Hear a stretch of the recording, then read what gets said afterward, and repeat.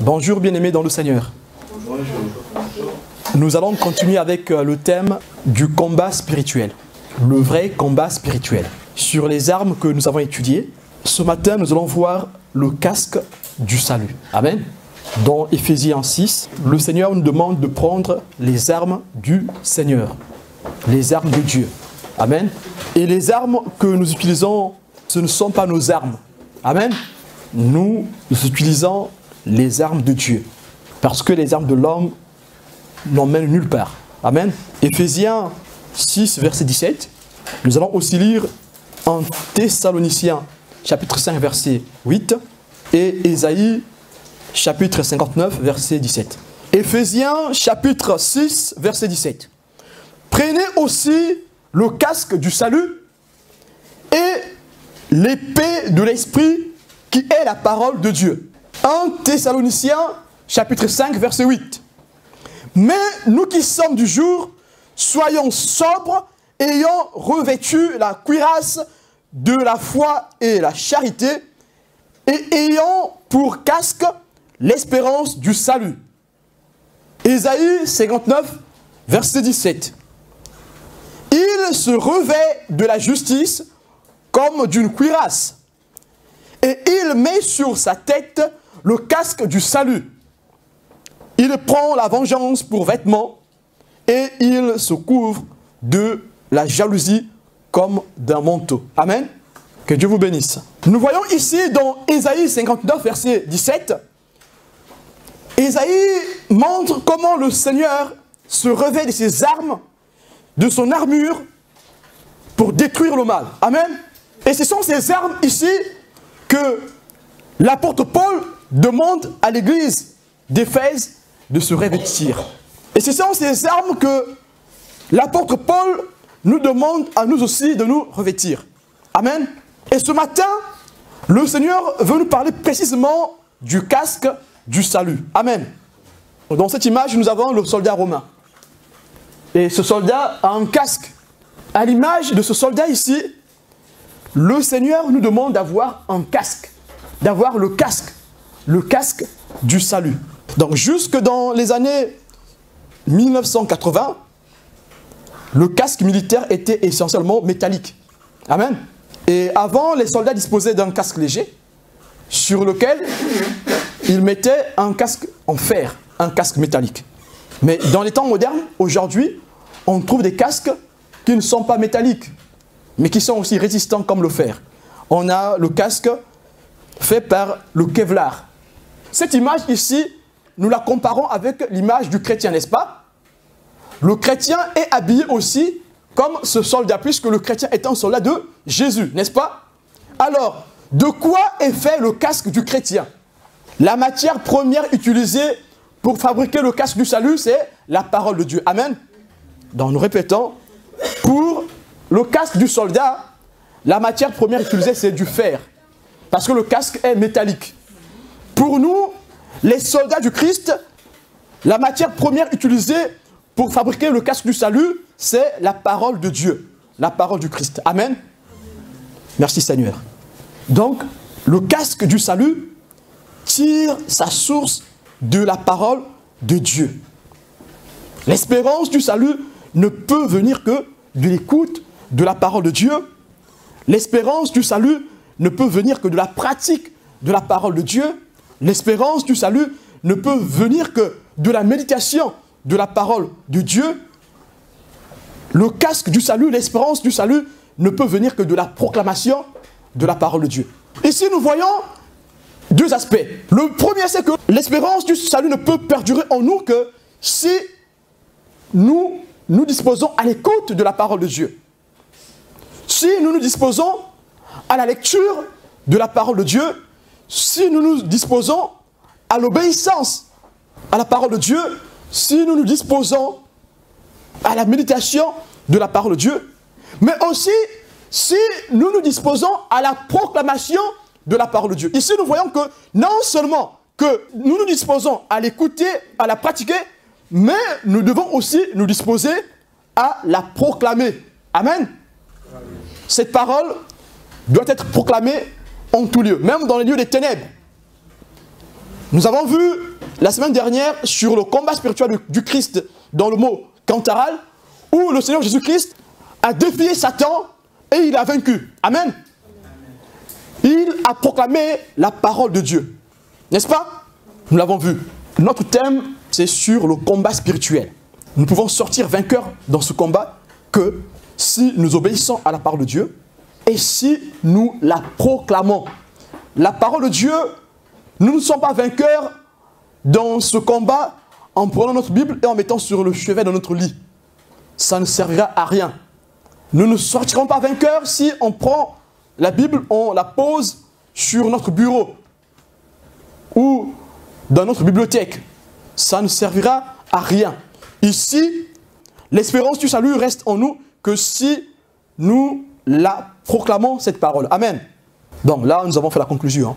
Maintenant, on va bien rentrer dans les détails. Comme ça, même si tu dors pendant que je parle, au moins tu auras compris le message. C'est ça le message. Ici, le casque du salut, c'est l'espérance que nous avons au salut que nous accorde le Seigneur à partir de la parole de Dieu. Amen. Parce qu'il est écrit, la foi vient de ce que l'on entend, et ce que l'on entend vient de la parole du Christ. Amen. Romains 10, verset 17. Maintenant, quelles sont les fonctions du casque du soldat? Parce que nous allons faire un parallèle entre le casque du soldat et le casque du chrétien, qui est le casque du salut. Nous voyons que ce casque peut protéger contre les éclats des obus. Il y a du feu, hein, quand l'obus s'éclate, il y a du feu. Et l'autre image, le soldat, on voit que là, il se bat avec une épée. Et donc, au temps ancien, il n'y avait pas des obus. On utilisait des épées, des flèches et des bâtons pour se battre. Amen. Le casque, au temps ancien, servait à parer les coups d'épée, d'armes contondantes et des flèches. Mais actuellement, le casque du soldat moderne, utilisé dans l'armée, sert à quoi? Sert à protéger le soldat contre les éclats d'obus, de grenades, de roquettes. Mais aussi d'éviter les balles rasantes. Une balle qui passe au niveau de la tête, si tu n'as pas de casque, ça peut t'arracher la tête, n'est-ce pas? Si tu as ton casque, la balle va arracher le casque et non ta tête. Amen. Est-ce que pour nous, le soldat du Christ, est-ce que notre casque joue le même rôle? Nous avons dit que le casque du chrétien est fait de la parole de Dieu. Amen. Notre casque est fait d'une matière qui résiste à tout. Le fer a eu un commencement, n'est-ce pas? Le commencement du fer, c'est dans les magmas, sous le sol. Il y a eu une activité géologique sous le sol. C'est là que le fer est né. Et après, il y a eu transformation. Parce que le fer, au départ, ce n'est pas le fer que tu vois ici. Il y a transformation. Mais la parole de Dieu est une matière solide qui n'a jamais connu de commencement. La parole de Dieu est une matière solide qui n'a jamais été transformée. Donc, si tu veux comparer le fer et la parole de Dieu, la matière première la plus solide, c'est la parole de Dieu, ce n'est pas le fer. Si la Bible compare un peu la parole de Dieu avec le fer, c'est parce que le fer a quand même une caractéristique très solide. N'est-ce pas? On dit que la parole de Dieu est un marteau qui brise le roc. Amen. Mais vous voyez, si le fer brise le roc, et que la parole de Dieu est au-dessus du fer, est plus solide que le fer, alors la parole de Dieu est invincible. Amen. Et c'est de cette matière que est fait le casque du chrétien. Donc, quand le chrétien porte le casque du salut, sa tête, peu importe les missiles de l'ennemi, peu importe les flèches de l'ennemi, le chrétien restera en vie. Amen. Nous avons ici le rôle du casque du salut. Satan envoie la flèche dans leur tête. Voilà pourquoi quelqu'un peut devenir méchant. Parce qu'il n'a pas eu de casque pour se protéger contre les flèches de Satan. La flèche de Satan, ce sont les mauvaises pensées. La flèche de Satan, ce sont la méchanceté que Satan peut nous injecter, peut nous envoyer comme des flèches. Et on appelle ça les traits enflammés de l'ennemi, ou les flèches enflammées de l'ennemi. Amen. Voilà pourquoi nous les chrétiens, nous avons besoin, dans le combat que nous menons, d'avoir un casque, d'avoir le casque du salut. Donc nous avons ici le casque du chrétien qui le protège. Et David pouvait dire, dans Psaume 140, verset 7, « Éternel Seigneur, force de mon salut, tu couvres ma tête au jour du combat. » Amen. Quand tu as un problème, quand tu as des inquiétudes, demande au Seigneur lui qui est la force de ton salut, de couvrir ta tête au jour de l'angoisse. Le jour où les mauvaises pensées viennent t'infiltrer, demande au Seigneur, celui qui est la force de ton salut, de couvrir ta tête, parce que c'est un combat, afin que tu ne tombes pas dans le combat. Amen. Parce que tous les jours que Dieu fait, nous combattons contre Satan. Quand tu as dit oui à Jésus, quand tu as accepté Jésus dans ta vie comme Seigneur et Sauveur, à partir de ce jour-là, tu es rentré dans le combat spirituel contre Satan.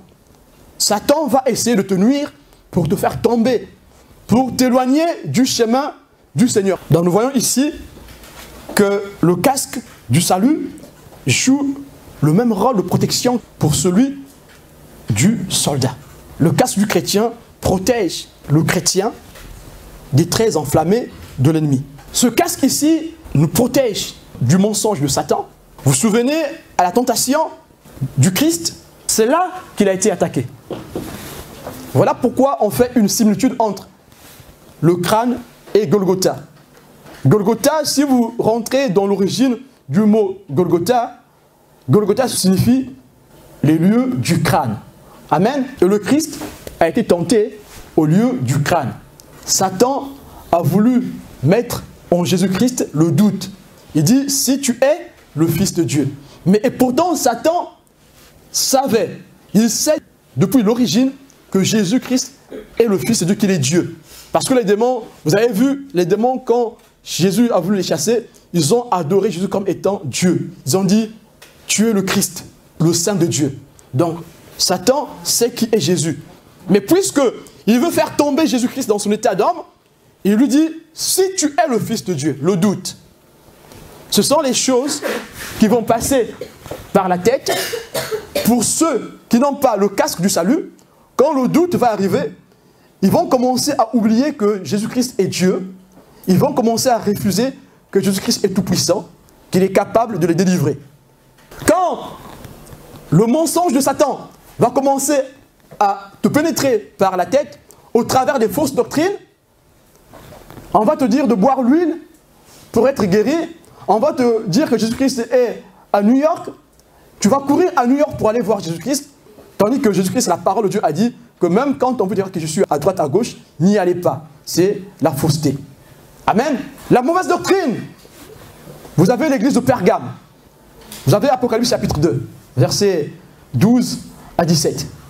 Cette église, le Seigneur Dieu Tout-Puissant dit que Satan a installé son trône au milieu de toi. Et pourtant, c'est une église qui est puissante. Et pourtant, c'est une église qui est obéissante. Mais quelle est la faille de cette église? La faille de l'église de Pergame, dans Apocalypse chapitre 2, versets 12 à 17, est qu'ils ont permis la fausse doctrine s'introduire au milieu d'eux. Ils ont introduit la doctrine de Balaam au milieu d'eux. Ils ont laissé la doctrine de Nicolaïte s'introduire au milieu d'eux. Et le Dieu Tout-Puissant blâme l'Église à cause de la fausse doctrine qui est rentrée dans l'Église. Pourquoi l'Église a permis cela? C'est parce que l'Église ne s'était pas bien protégée la tête. L'Église a accepté le mensonge de Satan. Mais c'est quoi la doctrine de Balaam? Aujourd'hui, la doctrine de Balaam a changé de nom. Toutefois, que vous entendez parler de la prospérité en tant que doctrine, rappelez-vous que c'est la doctrine de Balaam. Relisez l'histoire de Balaam et relisez Apocalypse chapitre 2, versets 12 à 17. Vous verrez que Balaam poussait les gens à la prostitution. Balaam poussait les gens à rechercher les plaisirs de la chair. Balaam poussait les gens à rechercher les biens de ce monde. Et toutefois, quand on parle des gens qui ont le plaisir, le besoin d'acquérir, de posséder les choses du monde, on appelle ça la doctrine de Balaam. Mais sauf qu'aujourd'hui, c'est déguisé. Donc quand vous allez quelque part là où maman est prêché, là où l'accent est mis sur l'argent, là où l'accent est mis sur l'extérieur, là où l'accent est mis sur la possession des biens de la terre, posséder la terre, rentrer en possession de vos biens, ce que Satan vous a arraché, c'est la doctrine de Balaam. Comment se protéger de la doctrine de Balaam, c'est par le casque du salut. Ce matin, le Seigneur t'interpelle. Si, dans ta vie, tu continues à te pencher, à t'appuyer sur ces doctrines de Balaam, sache que c'est pour ta perdition. Vous allez voir et vous allez faire la différence entre le vrai message de la prospérité et le faux message de la prospérité. Les gens qui sont dans la doctrine de Balaam, qui ne se sont pas protégés la tête, quand ils prêchent prospérité, ceux qui sont dans la doctrine de la prospérité mettent le mot sanctification, le mot consécration à côté. Ils s'appuient sur la grâce. Et ils disent que ceux qui sont là à crier tout le temps sanctification, ils veulent vous martyriser. Mais quel est le message du Christ? Quel est le message que nous donne la Bible, la parole de Dieu? De la Genèse jusqu'à l'Apocalypse, le message que Dieu donne, toute bénédiction est soumise à condition. Mais ces gens-là, quand ils prêchent prospérité, leur message de prospérité n'est pas associé à une condition. Lisez Lévitique chapitre 18, lisez Deutéronome. Vous allez voir que toutes les bénédictions que Dieu donne au peuple d'Israël est soumise à condition. Mais ceux qui sont dans la doctrine de Balaam, pour eux, Dieu, c'est quelqu'un qui distribue sans condition. Tu fais ce que tu veux, Dieu te donne. Et même quand ils veulent masquer cette partie, ils ne vous parlent pas des conditions que Dieu veut que le chrétien vive pour rentrer dans sa bénédiction. Le Seigneur nous demande ce matin de protéger notre Golgotha, notre lieu du crâne, afin de ne pas se laisser entraîner par des fausses doctrines, qui sont aussi des traits enflammés de l'ennemi. Dans l'histoire d'Apocalypse, chapitre 2, versets 12 à 17, on voit bien que l'Église a autorisé la doctrine de Balaam dans l'Église. Et les gens venaient prêcher la doctrine de la prospérité, de posséder les choses qui passeront. Les gens venaient prêcher le culte de l'apparence, le culte de la personnalité, et l'Église a été réprimandée par le Seigneur. Vous avez une fausse doctrine aussi qui pénètre le casque. C'est un casque en bois. Ce n'est pas un vrai casque. Parce que le casque du salut est un casque inaltérable. C'est un casque impénétrable. Une autre fausse doctrine. Toujours dans Apocalypse chapitre 2, à partir du verset 18. Là, c'est qui? C'est Jézabel. Ils ont autorisé à Jézabel de prophétiser dans l'église et à enseigner. La doctrine de Jézabel s'est installée dans l'église. Et pourtant, cette église, c'est une église sur qui Dieu compte beaucoup.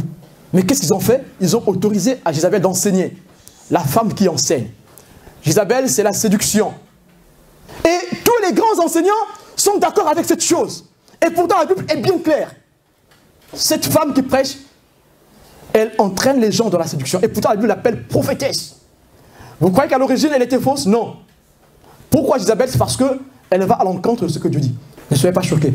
L'église de Pergame était plus pure que notre église aujourd'hui. L'église de Pergame était peut-être plus pure que 3CR. Mais l'église de Pergame a accepté s'installer la doctrine de Balaam. La doctrine de Nicolaïte. Et pourtant, l'église de Thyatire était peut-être plus solide que notre église aujourd'hui.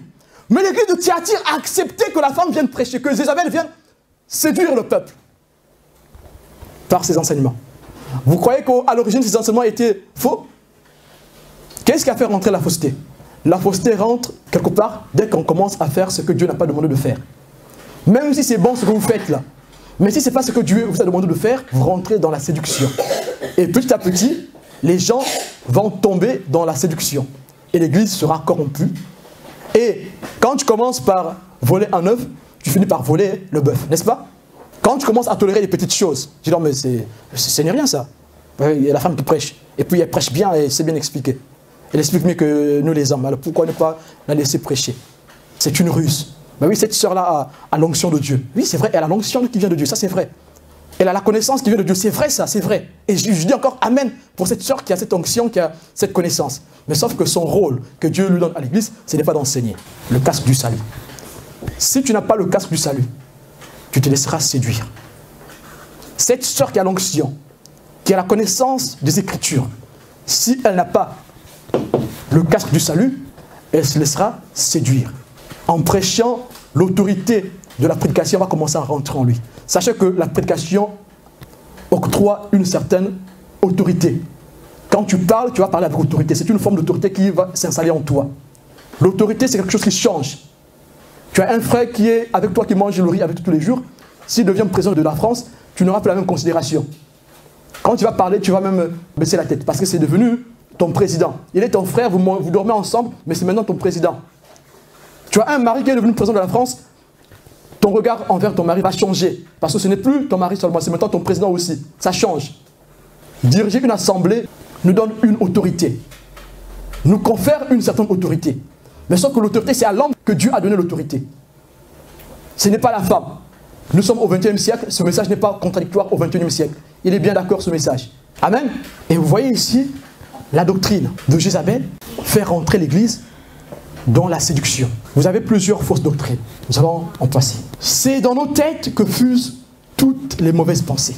Ces choses descendent jusqu'à nos cœurs. Si nous ne portons pas le casque du salut, si tu ne portes pas le casque du salut, les mauvaises pensées vont commencer à venir. Le doute va commencer à venir. Si tu es le Fils de Dieu, vous êtes certain que Dieu a dit, si vous mangez de ce fruit, le doute va commencer à s'installer. Le découragement va commencer à s'installer. Ce sont les flèches enflammées de l'ennemi. Quand tu es dans une épreuve, l'épreuve semble te dépasser. Satan va commencer à t'attaquer. Tu vois que Dieu ne t'écoute plus, alors abandonne, choisis un autre chemin. Parce que ton Dieu là, aujourd'hui, tu n'es pas digne pour que Dieu t'écoute. Dieu écoute que ceux qui sont dignes. Les flèches sont en train de rentrer là.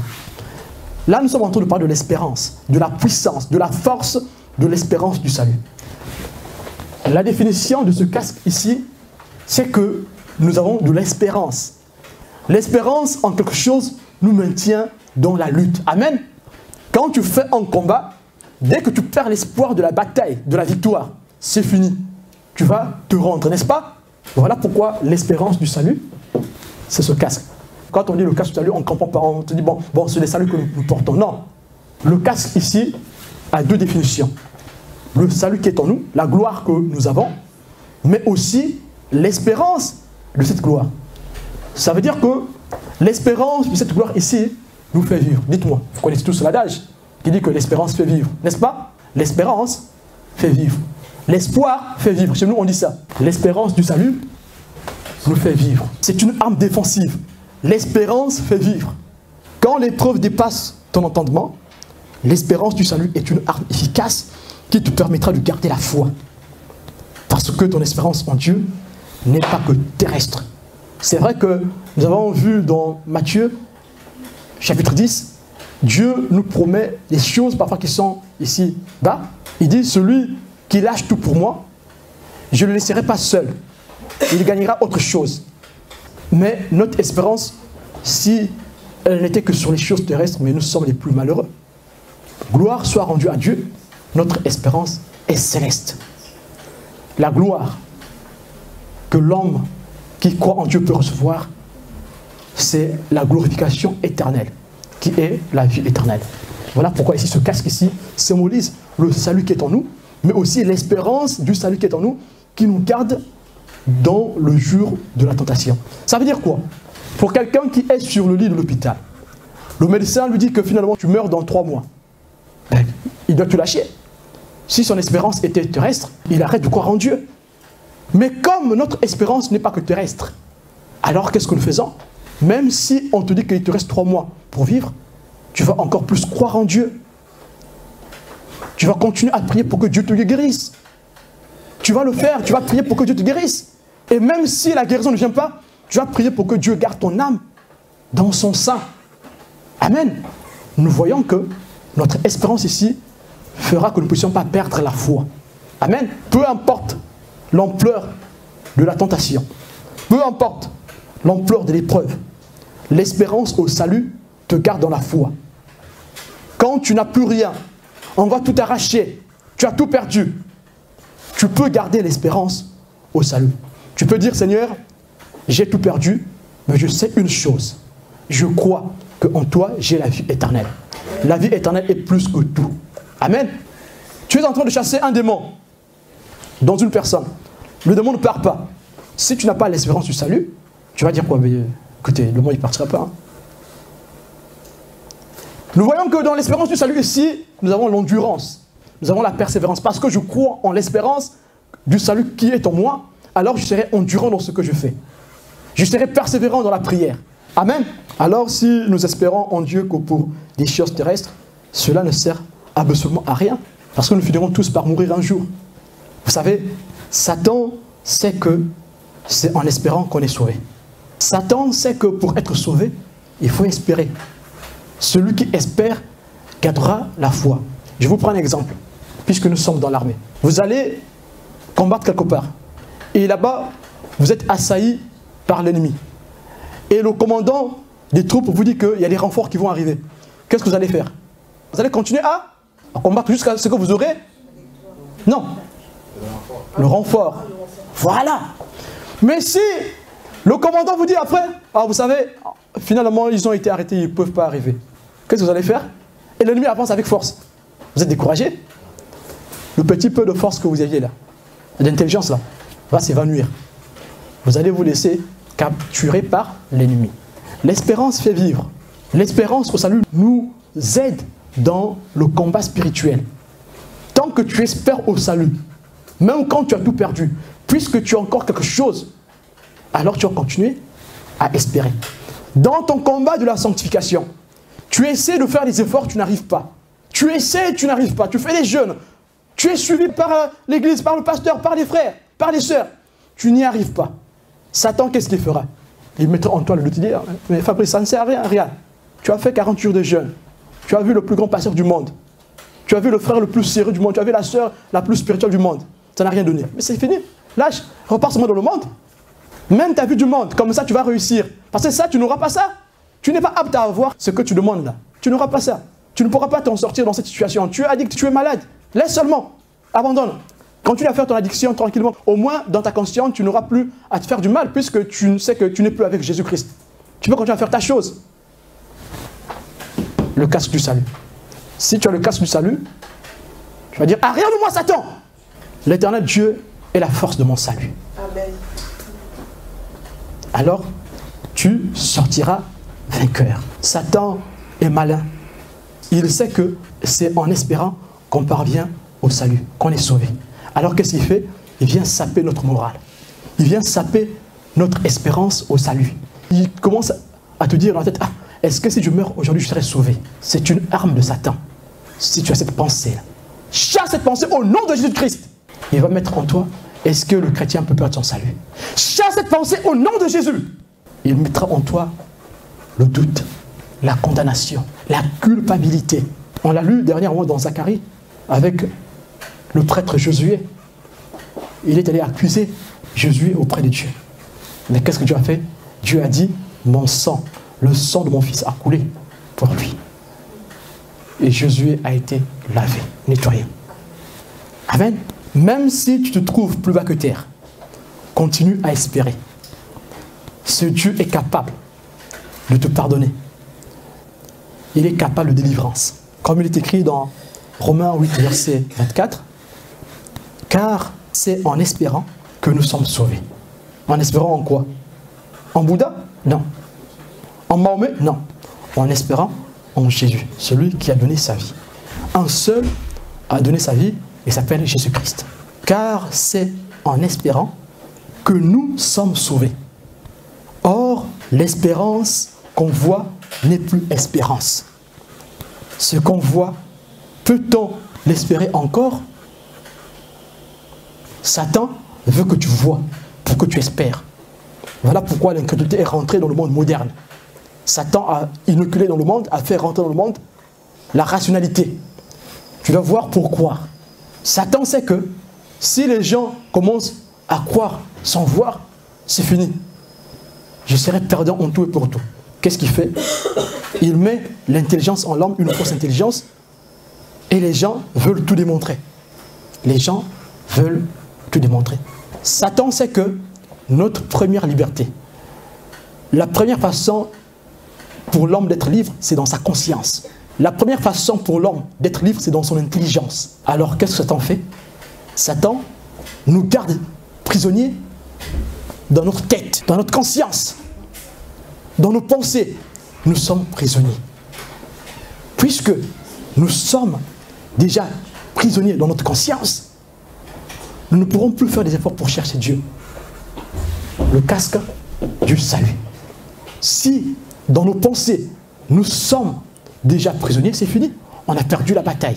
Et le Seigneur a encore dit, cette nuit, il a dit clairement que la première façon pour le diable de garder l'homme prisonnier, c'est dans sa conscience. Et le Seigneur dit aussi que la première façon pour l'homme d'être libre, c'est dans sa conscience. Si tu n'es pas libre dans ta conscience, tu ne pourras pas être libre en vrai, en réalité. Si tu n'es pas libre dans ta tête, dans ta pensée, dans ton intelligence, tu ne pourras pas être libre en réalité. Voilà pourquoi nous avons dit dernièrement que nous devons protéger notre conscience. Et voilà pourquoi nous disons encore ce matin que nous devons protéger notre conscience. Parce que notre conscience ne peut être bonne que si nous refusons que les mauvaises pensées viennent s'installer en nous. Si nous refusons que le doute vienne s'installer en nous. Si nous refusons que la condamnation vienne s'installer en nous. Si nous refusons que la culpabilité vienne s'installer en nous. Si nous refusons que la convoitise des choses de ce monde, que les doctrines de Balaam, de Pergame, la doctrine de Jézabel viennent s'installer en nous. C'est là que nous sortirons vainqueurs. Amen. Job pouvait dire, l'espérance soutient le malheureux, mais l'iniquité ferme la bouche. Job chapitre 5, verset 16. Que ce soit un combat intérieur, une chose qui te retient esclave, tu vois que tu fais des efforts, mais il n'y a pas de changement. Ne te décourage pas.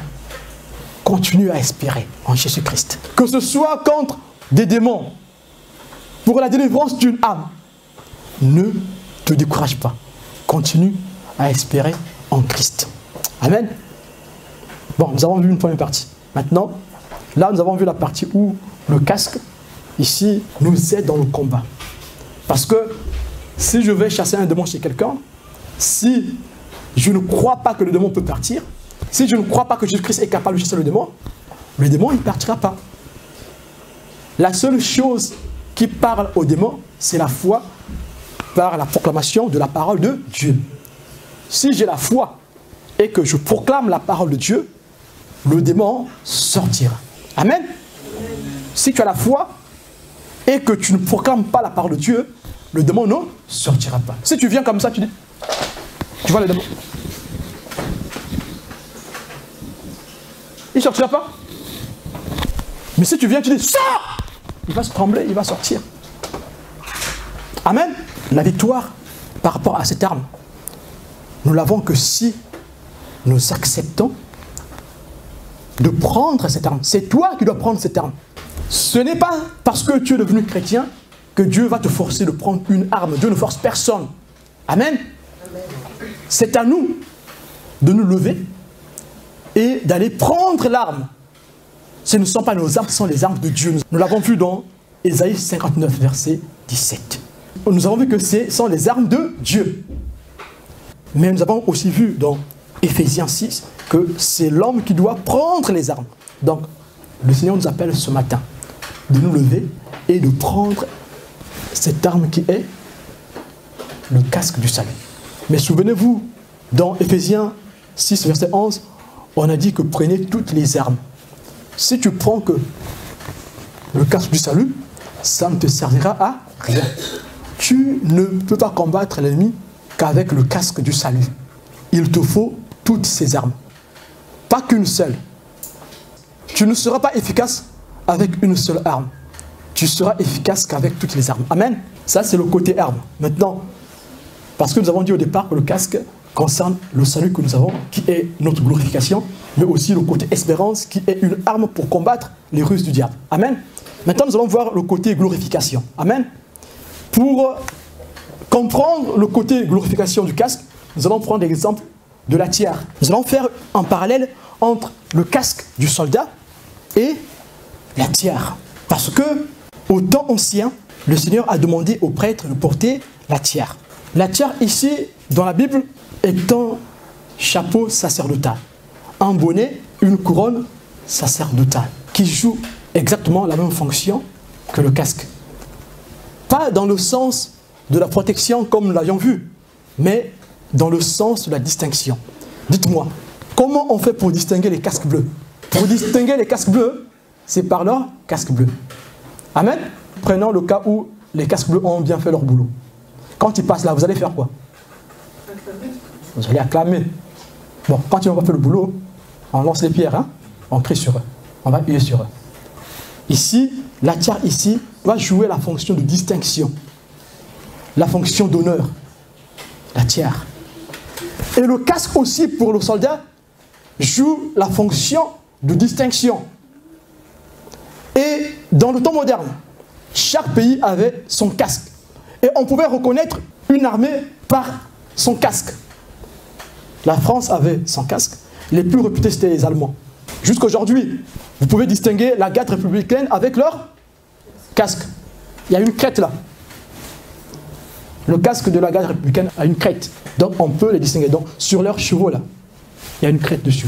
Vous saurez que, même s'il est à pied, garde républicaine, vous n'allez pas le confondre avec quelqu'un d'autre. Si vous allez en Angleterre, vous voyez les bonnets des soldats de la reine, vous saurez faire la distinction. Juste le casque fera une distinction. N'est-ce pas une gloire de servir la reine? Nous voyons ici que nous pouvons faire un parallèle avec la tiare sacerdotale, qui joue la même fonction avec le casque du soldat. Parce que pour le soldat, c'est une fierté de porter le casque bleu, de porter le casque qui l'identifie par rapport au travail qu'il fait. C'est un honneur. Amen. Et la tiare ici, c'est une couronne d'apparat. Cette couronne d'apparat est ornée. Voilà pourquoi il y a le mot apparat. Il y a des ornements. Vous allez voir, même les reines ont ces tiares. Et donc ici, la tiare symbolise la souveraineté, la royauté. Et dans l'histoire d'Israël, vers, je pense, le 1er siècle après Jésus, quand il n'y avait pas de roi, c'est le prêtre du temple qui assurait ce rôle. Les Antigones. On a vu ça avec Ptolémée qui nommait des rois en Israël après Jésus-Christ. Nous voyons que là, le prêtre qui portait la tiare jouait le rôle du roi au milieu du peuple d'Israël. Amen. C'était lui le roi du peuple. Mais une autre chose encore, pour bien comprendre que la tiare c'est une forme de distinction, sur la tiare que portaient les sacrificateurs, il était écrit une inscription consacrée au Seigneur. Amen. Dites-moi, c'est quoi le casque du salut? C'est pas consacré au Seigneur? C'est pas une tiare? C'est quoi consacré au Seigneur? C'est pas le fait que nous rentrons dans notre glorification? Celui qui est consacré au Seigneur rentre dans la glorification. Le casque ici représente notre accès au salut, notre appartenance au royaume du Christ, notre appartenance à l'armée du Christ. Amen. Dans Exode 28, verset 4, il est écrit: voici les vêtements qu'ils feront. En pectoral, en éphod, une robe, une tunique brodée, une tiare et une ceinture. Ils feront des vêtements sacrés à Aaron, ton frère, et à ses fils, afin qu'ils exercent mon sacerdoce. Ézéchiel 44, verset 18. Ils auront des tiares de lin sur la tête et des caleçons de lin sur leurs reins. Ils ne se ceindront point de manière à exciter la sueur. La tiare ici est un signe de distinction, est un signe de royauté, est un signe de souveraineté. Ces gens qui doivent représenter le Seigneur doivent être des gens distingués. Amen. Alors, si dans ce monde, le casque est un signe de distinction, dans le monde spirituel aussi, le casque nous distingue. Celui qui a le casque du salut, s'il rentre dans un milieu occultiste, il sera reconnu comme étant, faisant partie de l'armée du Seigneur. Si tu as le casque du salut en toi, partout où tu passeras, les gens sauront que tu fais partie d'une armée qui est étrangère. Ils le sauront. Il dit, mais c'est bizarre, il y a un truc en lui qu'on ne cerne pas. C'est comme s'il n'est pas le nôtre. Ils le sauront. Quand tu iras dans le combat spirituel pour chasser les démons, par exemple, ceux qui veulent chasser tous les démons, c'est bien de chasser les démons, mais il faut être prêt. Il faut être armé pour ne pas devenir dépressif après. Pour ceux qui sont appelés dans le ministère de la délivrance, quand ils iront faire des délivrances, le démon qu'ils chassent reconnaîtra l'autorité qu'il porte. La tiare, c'est une forme d'autorité, de glorification. Le démon verra que celui-ci ou celle-là porte une tiare. Il a le casque du salut. Alors il faut que j'obéisse à l'autorité qu'il porte. Voilà pourquoi vous verrez dans la Bible, on parle du voile. Amen. Voilà pourquoi on parle du voile. C'est une forme d'autorité. Voilà pourquoi la Bible parle du voile. Voilà pourquoi Paul parle du voile. On l'appelle l'apôtre du voile. Paul, l'apôtre du voile. J'ai lu un article il y a 1 an de cela. J'étais en train d'attendre le train. Je suis rentré dans une librairie, j'ai vu un journal en papier. Et c'était marqué Paul, l'apôtre du voile. Les gens du monde étaient en train de le critiquer. Mais sauf que, c'est quoi la tiare du sacrificateur? La tiare du sacrificateur est un turban enroulé autour de la tête. C'est quoi? C'est une coiffe très haute autour de la tête étant pointue là de debout. C'est une forme d'autorité, une forme de glorification, une forme de gloire. Le symbolisme du voile, une forme de gloire. Ici, si tu as la tiare sur la tête, quand tu diras au nom de Jésus, le démon tremblera. Si tu veux que le démon tremble, quand tu cries au nom de Jésus-Christ, quand tu dis avec autorité au nom de Jésus, il faut que tu aies le turban du salut sur ta tête.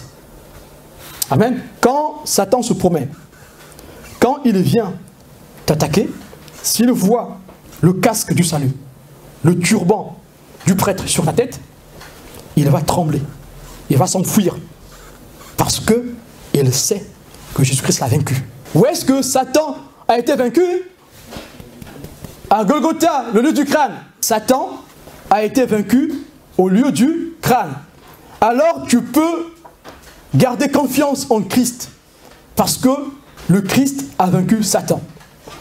Et les démons tremblent. Amen.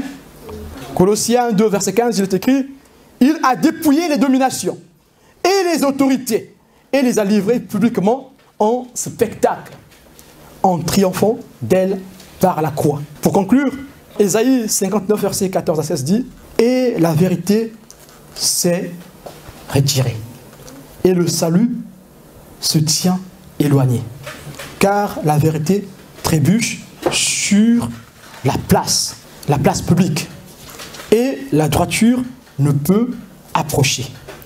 La vérité a disparu, et celui qui s'éloigne du mal est dépouillé. L'Éternel voit d'un regard indigné qu'il n'y a plus de droiture. Il voit qu'il n'y a pas un homme. Il s'étonne de ce que personne n'intercède. Alors son bras lui vient en aide et sa justice lui sert d'appui. Ici, nous voyons que le salut se retire. Pourquoi le salut se retire? Le salut s'est retiré, s'est éloigné, c'est parce que ces gens n'ont pas le casque du salut.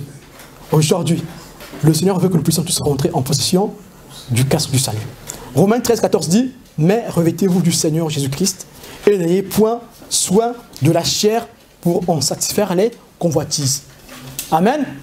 Avant que la convoitise s'installe dans ton cœur, elle passe par où? Par la tête, n'est-ce pas? Protège ta tête. Mets le casque du salut.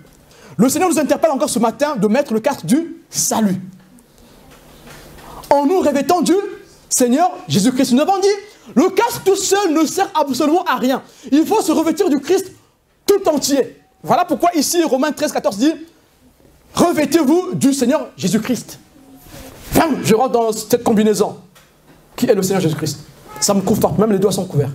Amen. Si tu gardes l'espérance au salut, tu sortiras vainqueur, peu importe l'épreuve, peu importe l'intensité du combat. Timothée pouvait dire, nous travaillons en effet et nous combattons parce que nous mettons notre espérance dans le Dieu vivant.